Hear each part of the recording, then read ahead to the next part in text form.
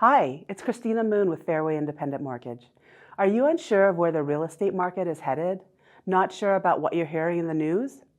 Dave Stevens, economist and former CEO of the Mortgage Bankers Association, shared his perspective on the market today. Here's a few snippets from the session.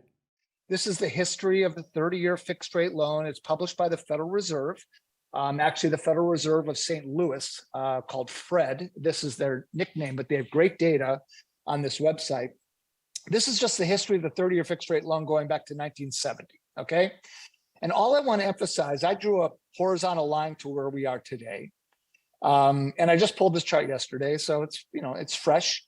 But if you look at where we are right now with 30-year fixed rate loans, bubbling around the low sixes to mid sixes, depending on the time of day and day of the week. If you go to the left with your eyes, the only time rates have really been below this line is from when the Great Recession hit. That's that shaded gray bar to the left of 2010. In fact, every vertical shaded bar is a recession in the United States. So there have been 7 since 1970.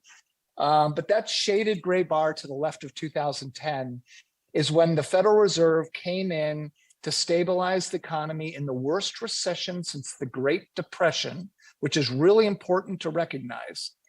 And they came in with 3 rounds of what's called quantitative easing, meaning they literally bought mortgage-backed securities and treasuries. And when you buy the mortgages as the Federal Reserve, you take the supply out.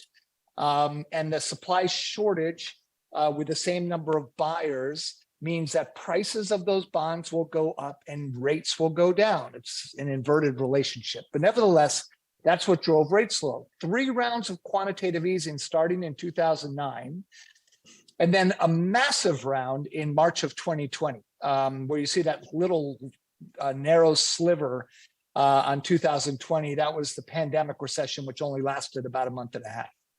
But in the end of the day, that's what drove rates down there. The Fed has never intervened in the economy like that before. And frankly, we've never experienced 2 back-to-back kind of 100-year floods in recession speak within a decade of each other. And that's what we experienced here.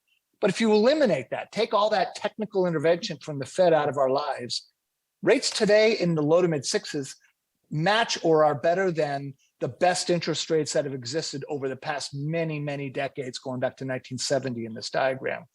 And so I constantly talk to audiences and say, if you think you're waiting for something with rates, like you think they're going to go back down to where they were in 2020 or 2021, you're dreaming. They're never going to go back that low. The force of the economic strength right now is too strong, so strong that the Fed's having a hard time to slow it down. So, what does this mean? Interest rates today are still at historic lows. And no, they're not going to be going back to 3%. People will say to me, I'm going to sit on the sidelines. I think investing in the stock market's a good idea. Or I have some other investment where I'm going to put my money. I'm not going to put it in real estate. And my answer again is, really? Investing in real estate is the best investment you can make next to your 401k or retirement account. Why? For these reasons. First is other people's money. It's the only way consumers can use leverage investing. Banks can do it. Corporations can. I sit on a public board, New York Stock Exchange company that's a real estate investment trust, and we lever our capital anywhere from 6 to 8 or 9 times, depending on market conditions. Consumers can't do this except in real estate. So what does this mean? Give you an example. You buy this $400,000 home. You put 10% down. That's $40,000 down. If the home only appreciates 2% per year, which is half of what it's been over the last 37 years, that's $8,000 on that $400,000 asset. But you only put 40 grand into this thing. So $8,000 return on a $40,000 investment is a 20% return per year. Heck, if home prices only go up 1% a year, it's 10% per year, but they're going to go up more than that. The point being that you're being able to buy an asset with only a 10% investment, or in other words, put dollars into an investment against an asset that's tenfold more valuable than your investment. It's leveraged investing. And that 20% return per year is per year, guys. Every single year at only a 2% rate, which is much lower than the average appreciation in this country. The second is mortgage interest deduction. Now you have to be an itemizer, so you have to itemize when you file taxes. But on this same transaction, I did 10% down, $360,000 loan at a 6% interest rate. I know rates are bouncing around, but some are doing hybrid ARMs, some are doing fixed rates. I just use 6% on average. That's $2,158 is the principal and interest.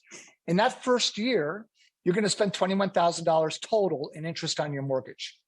If you're in the 30% tax bracket, which is probably about right for most Americans with this size loan, that's $6,400 you get back when you file your taxes. $6,400. Or put another way, that's a $6,400 return on what? That $40,000 investment. That's an 18% return on your $40,000. Okay, so 20% on even half the appreciation rate in this country, another 18% on my tax shelter, which by the way doesn't exist in any modernized, westernized nation on the globe. And it's the only tax shelter any American has today, which is mortgage interest deduction. Honestly, we know it's capped, but for the vast majority of Americans, this covers it. And then there's capital gains.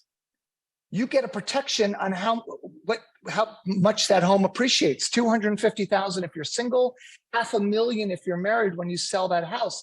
That's an inheritable annuity that can be transferred to your children down the road. That's where wealth is created in this country. So people will say they're going to go in the stock market. Any gain you make, you pay capital gains on. You pay it annually as you earn it. This is an absurdity to try to compare the two. And forget the last one, amortization. Rather than pay someone else's mortgage as a renter, if you take this mortgage in 5 years, you pay down your mortgage $25,000. That's the math of home ownership. Dave brings up an important point. Sitting on the sidelines never bears fruit. When you leverage your ability to finance the biggest investment you will ever buy, you build wealth and a home. So I'm going to end with this last couple points. Literally last couple points. These are some articles that are not from the USA Today. They're not your local paper. They're not some broadcaster on TV who doesn't even have a master's in finance. These are financial publications. The bottom left is from Wharton's website. Wharton, the business school at the University of Pennsylvania, where presidents and business leaders have gone to. Why the housing market is not in recession. And all it does is talk to, I'll read it to you since you probably can't see it. It's Fernando Ferreira, who's the chair of the department. He explains why the persistent lack of supply will continue to put pressure on home buyers.